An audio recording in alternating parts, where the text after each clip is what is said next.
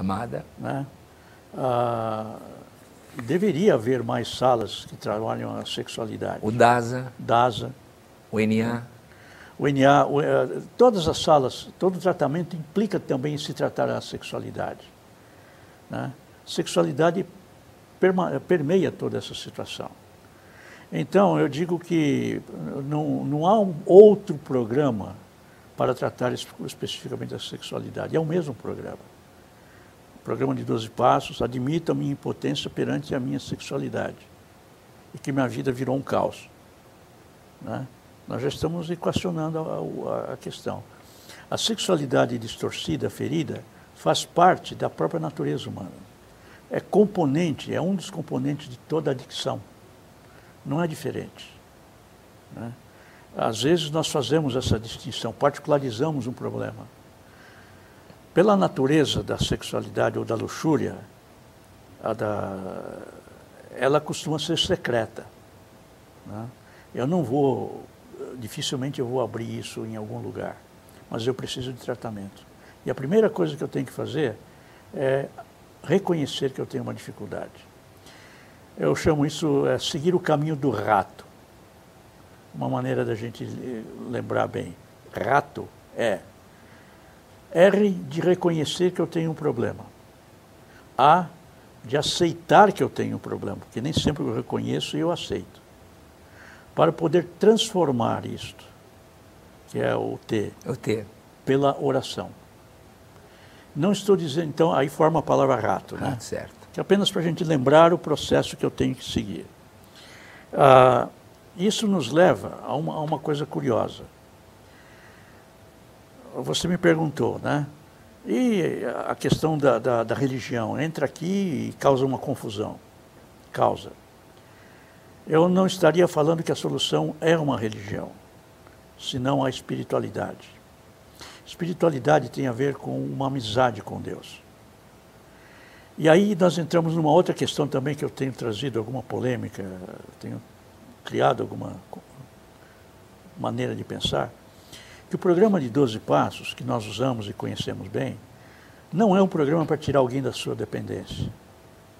Esse é um programa para levar a pessoa a uma amizade com Deus, cujo resultado é a sobriedade. Sem dúvida, concordo. Então, também, na questão da sexualidade, eu preciso encará-la de maneira desassombrada. Se nós hoje estamos podendo falar com mais franqueza, com mais clareza de alcoolismo, de drogadição, por que não falar da nossa sexualidade também? Mas tabus, maneiras difíceis de entender, sexo é sujo. Como é que Deus criaria alguma coisa tão poderosa e seria sujo? Como é que Ele me daria um organismo com hormônios poderosos e fica de trás da porta com um porrete para me bater? Não tem sentido, é incoerente isso. Né? Agora, pelas minhas limitações, pelas minhas dificuldades, eu lido mal com isso. Aí, se eu não tiver uma maneira de superar a minha culpa e a minha vergonha, aí eu fico com um problema muito sério. Eu fico em desesperança. Então, no caso, se uma pessoa procura o pastor, quais seriam assim os caminhos que o senhor citaria a ele? Porque, por exemplo, no grupo tem esses passos, como o senhor disse, é uma afinidade maior, com poder maior, ou Deus, ou a fé que a pessoa queira tê-la, com o seu poder superior. Então tem esse processo. Ele tem a experiência das pessoas que ali estão, compartilham com ele as dificuldades e a maneira como eles lidaram com aquela obsessão compulsiva para a lasciva, de estar buscando prazeres pessoais. Sim. E deixando de dar a companheira. Muito bem. Então, eles mostram que em determinado momento, a partir do momento que deram esse carinho, eles tiveram uma coisa que preencheu intimamente. Porque, como o senhor disse, é fugaz lá fora. Não preenche o amor, é uma coisa mais de fantasia, uma coisa mascarada, Sim. que não descobriram a verdadeira, a essência do amor. Sim. Como é que nós vamos trazê-lo para a coisa mais bonita, essa sua companheira? Como você vai valorizar? Como vai fazer despertar nele esse interesse para a sua parceira ou parceiro?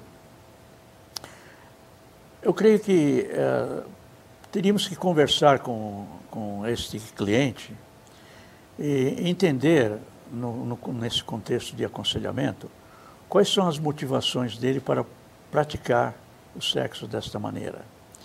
E ajudá-lo a compreender que há uma possibilidade melhor, que essa que você mencionou.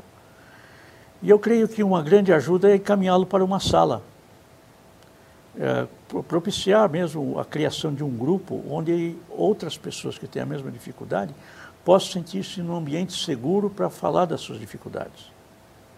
E sabendo que ele não será criticado, porque nós estamos falando num grupo de pares, de iguais. De iguais, sem dúvida. Então, eu creio que essa seria a maneira de lidar com isso. Acolher a pessoa, ter compaixão da sua luta, sabendo que é uma luta que todos nós enfrentamos, tá? E que se eu não acerto a maneira de lidar com ele, eu vou sofrer. Mas todos por quê? Não existem pessoas que são mais conscientes ou descobriram o amor nessa pessoa, na figura da esposa, do esposo ou da noiva, e são realmente fiéis, porque além de toda a sua personalidade, a sua cultura de família, a sua cultura religiosa, porque, por exemplo, nem todos são adictos. Tem muitos que têm a predisposição, e nós estamos fazendo a comparação uma coisa com outra. No caso da sexualidade, nós temos uma dificuldade além, que o meu princípio pode estar funcionando, mas o meu hormônio é funcional. E os hormônios vão cumprir a sua tarefa, que é criar o desejo sexual. Mas de todos? De todos. De todos. A não ser que o fato de alguém manter-se fiel aos seus princípios em relação ao seu cônjuge, não significa que a sexualidade não esteja pronta ali para cumprir a sua função. Porque nesse sentido nós temos que entender um pouco também do ponto de vista da biologia. Eu posso ter uma relação com Deus, e a minha alma tem uma relação com Deus e satisfaz-se nisso, mas eu tenho um corpo, e o meu corpo está funcionando. E os nossos hormônios sexuais são poderosos. Novamente, eles são designados a preservar a vida. E vamos preservar a vida, e há prazer muito grande quando a preservação vem nesse sentido. Existe diferença entre homem e mulher ter essa necessidade? Por exemplo, a gente vê o autoflagelo em homens por essa necessidade do instinto sexual. E em mulher eu nunca vi. Pois é, porque a mulher tem uma outra percepção quanto à sexualidade. No homem, isso é poderoso. E é uma coisa que muitas vezes a mulher não compreende. Que para nós, homens, a sexualidade tem significados muito diferentes e a luta é muito séria. E talvez falta um pouco da compreensão, porque elas não têm essa necessidade. Por que a mulher não tem? É mais reprimida na sociedade? Não. É por conta da posição dela como mulher, que é exatamente aquela que protege o lar, que sustenta o lar, voltada para a prole, voltada para o cônjuge também, mas em um nível diferente de sexualidade. A anatomia dela seria diferente? A anatomia é diferente, todo o processo hormonal é diferente. Observa, por exemplo, se você olhar uma banca de jornal, quais são as revistas masculinas, quais são as revistas femininas? Mas, né? Só para homem.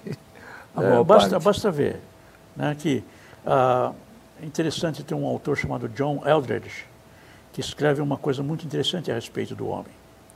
O homem precisa de uma batalha para lutar, uma aventura para viver e uma donzela para conquistar. É interessante que esse homem, nessas três coisas, definiu perfeitamente como é que é a sexualidade do homem. Né? Uma batalha para lutar.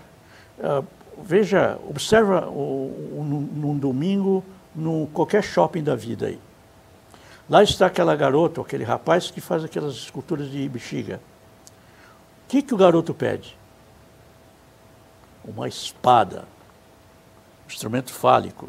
É fálico. E ele vai lutar, é a espada com que ele vai lutar uma batalha. E o que a menina pede? Uma flor, um poodle, né? Alguma coisa que vai direitinho com ela. Isso não é sociedade. Pelo contrário, a sociedade simplesmente manifesta o conjunto das pessoas. Isso aqui é a sociedade. E o conjunto dos homens tem essa característica, o conjunto das mulheres tem essa característica. É só observar. Num shopping, no almoço de domingo no shopping, a gente vê a coisa acontecendo. Né? Um garotinho, ele não forma um ano ainda, está começando a andar, põe uma bola perto dele, o que ele faz? A primeira coisa é chutar, é instinto. A menina não vai brincar com a bola. Ela vai pegar. Ela vai pegar a bola, ela vai brincar de boneca, ela vai brincar de casinha. Ah, a sociedade impõe. Não, não é a sociedade, isso está da própria natureza. Homem e mulher constituem a raça humana, o homem enquanto raça humana. E eles têm funções diferentes. E tem toda uma estrutura biológica diferente, hormonal diferente. Não é um erro. Isso não é um erro, é complemento. É um complemento, sem dúvida. Né? É complemento. Então, um complementando o outro, criando o homem como ser, como espécie. E tem diferenças realmente. Como eu disse, olha uma banca de jornais e a gente vê a diferença. Tá? Olha onde é que aparece isso? Veja o mundo corporativo, por exemplo. É uma guerra aquilo. E é um mundo essencialmente masculino. Veja que há mulheres que vão para o mundo masculino, mas elas têm uma luta muito maior do que o homem.